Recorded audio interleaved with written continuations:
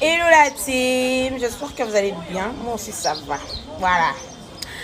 Nazan là non qui est pure boutique, bah arrivage bah ensemble ya cano wow, il y a bah grande dame, bah robe, bah ensemble bah jupe, il y a bah pantalon. Tout ça et na pure déjà nouvel arrivage. Non, ok, né. Tout à l'heure là les goûts de la transformation.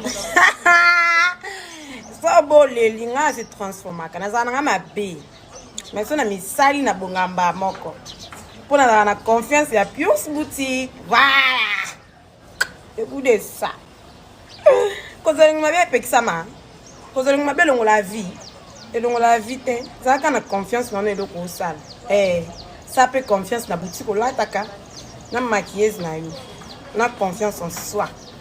Voilà, le goût de la transformation. À tout à l'heure. De gros bisous. Bonne journée à tout le monde. Je vous aime beaucoup.